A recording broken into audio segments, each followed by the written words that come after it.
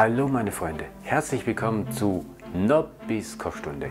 Und wir haben ein richtig interessantes Thema, das ich schon richtig häufig gehabt habe, und zwar Käsekuchen. Und diesen Käsekuchen, der ist so richtig interessant. Warum? Der besteht aus 2 Schichten. Und wie der gemacht wird, das zeige ich euch heute. Also, seid gespannt, los geht's. Und wir starten wieder erstmal mit der Vorbereitung. Jawohl. Da mischen wir das Salz, das Vanillezucker und den Zucker in einer Schüssel.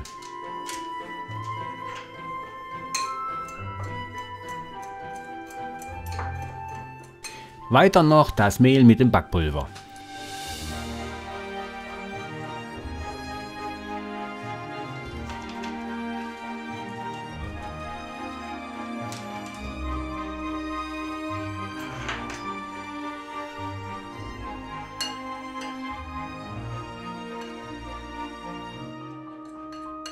Dann wenden wir uns der Rührschüssel zu. In die Rührschüssel geben wir weiche Butter oder weiche Margarine und diese schlagen wir cremig auf.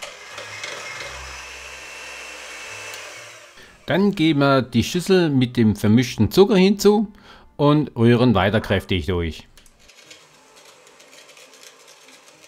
Ist natürlich von Vorteil, wenn die unterste Stufe so richtig langsam ist bei dem Handmixer.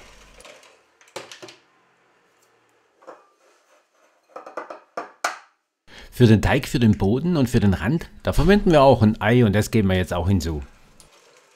Wir mixen das alles so richtig kräftig durch. Die Zeit, die paar Minuten, die nehmen wir uns einfach.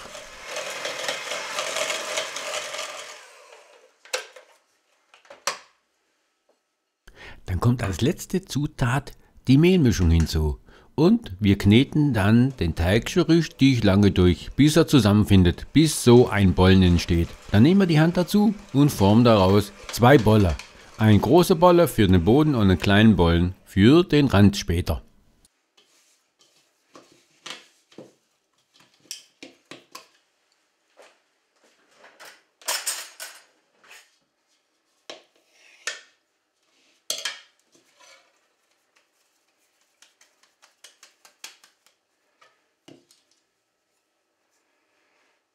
Wir verarbeiten den Teig jetzt aber nicht gleich, sondern wir stellen ihn für mindestens 1 Stunde in den Kühlschrank.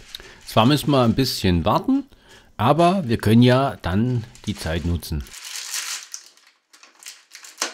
Indem wir schon mal die Backform vorbereiten mit Backpapier. Und den Rand, den kriegen wir besser zum Kleben mit ein bisschen Butter.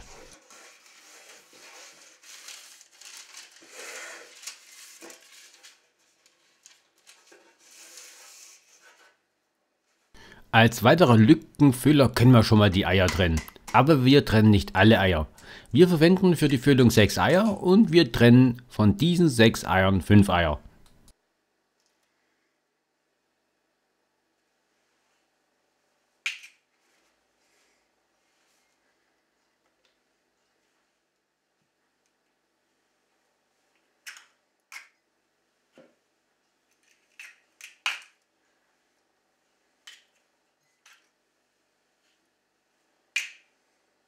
Für die Füllung brauchen wir natürlich Zucker und das können wir schon mal mit dem Vanillezucker mischen.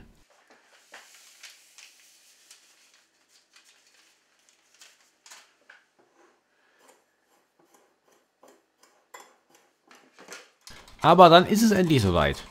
Der Teig hatte seine Zeit und somit bemehlen wir die Arbeitsfläche und nehmen den großen Bollen, sprich 2/3 vom Teig, und formen daraus den Boden.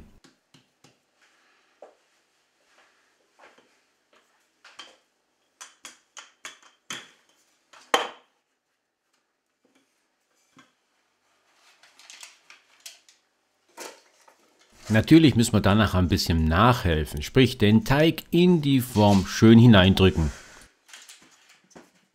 Und gleich danach machen wir dann auch den Rand vom Rest des Teiges. Aber hier mache ich jetzt den Rand nicht ganz so hoch. Warum? Weil ich nehme von der Füllung nachher 200 Gramm weg.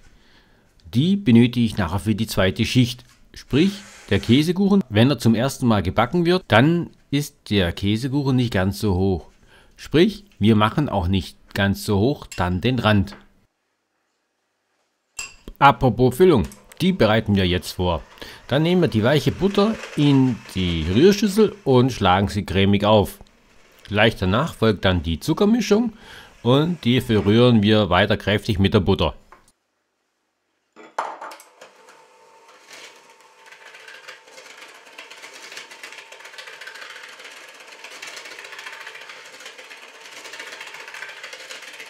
Um den Geschmack von dem Käsekuchen nachher erheblich zu verbessern, reiben wir von einer Zitrone komplett die Schale hinein. Das heißt natürlich, wir reiben nur das Gelbe hinein. Das Weiße, was zum Vorschein kommt, natürlich nicht. Das Weiße macht den Kuchen nur bitter. Dann geht's aber jetzt wieder an das Rührgerät. Warum? Wir geben jetzt ein Eigelb nach dem anderen mit hinein in die Schüssel und rühren jeweils immer kräftig durch das Ganze. Natürlich dürfen wir das eine Ei, das ganze Ei auch nicht vergessen. Das kommt auch hinein. Warum nehme ich 5 Eigelbe und nicht alle 6? Ganz einfach. Wenn ich 5 Eiweiße nachher habe für die zweite Schicht, dann wären 6 Eiweiße einfach zu viel.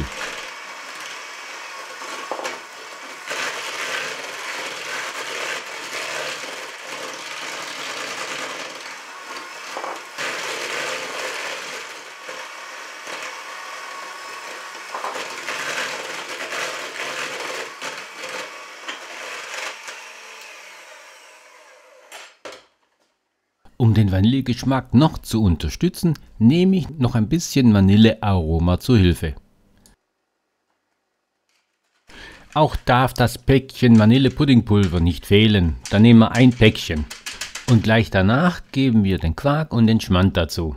Und darauf nochmal 20 Gramm Stärke.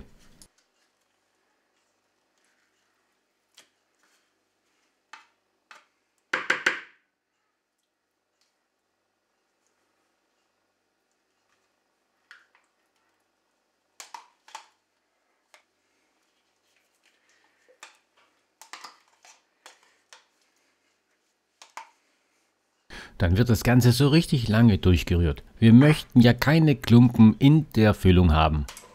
Und wie schon gesagt, von dieser Füllung entnehmen wir 200 Gramm später für die zweite Schicht. Den großen Rest geben wir dann in die Springform hinein.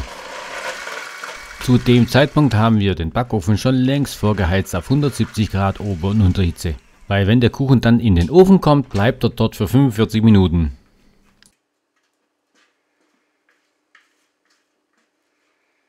Aber keine Angst, der Backvorgang ist da noch nicht zu Ende.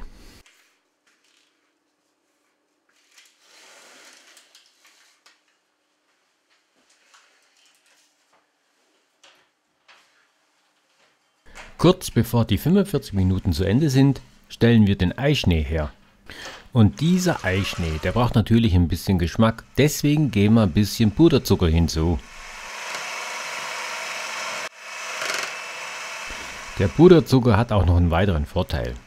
Der sorgt dafür, dass das Eischnee so richtig schön cremig wird. Cremig und fein. Weiter dürfen wir natürlich auch die 200 Gramm von der Füllung nicht vergessen. Die müssen wir jetzt vorsichtig unterheben.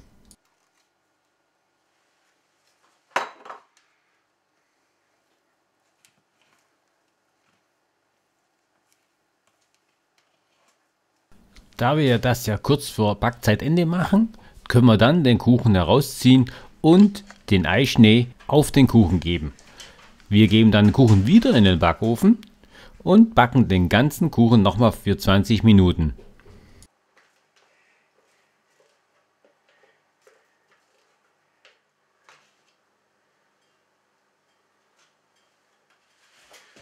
Dann ist das Ende der gesamten Backzeit erreicht. Wir öffnen den Ofen für einen Spalt weit und lassen ihn dann langsam abkühlen. Wir holen anschließend den Kuchen komplett aus dem Ofen und lassen ihn über Nacht abkühlen. Erst dann öffnen wir die Springform und entfernen das Backpapier.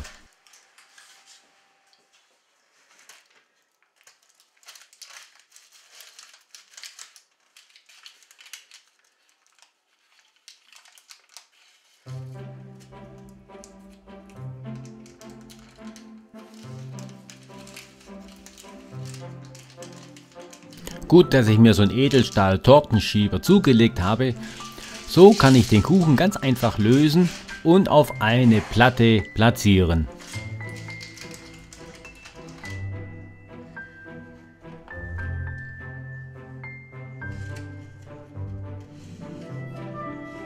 Weil der Kuchen ja jetzt schön kühl ist, können wir uns ein schönes Stück abschneiden und diesen leckeren 2 Schichten Käsekuchen probieren.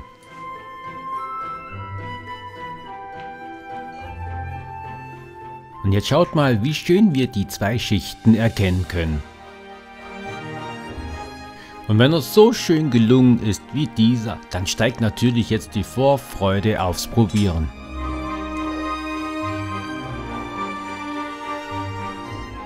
Okay, ich hoffe, ich habe euer Interesse geweckt und ich hoffe, ihr könnt mir ja mal berichten, wie dieser Kuchen bei euch geworden ist. Ich hoffe, wir sehen uns beim nächsten Mal bei der nächsten Folge von Nobbys Kochstunde und ich sage Tschüss, bis zum nächsten Mal, bleibt gesund und bleibt am Ball.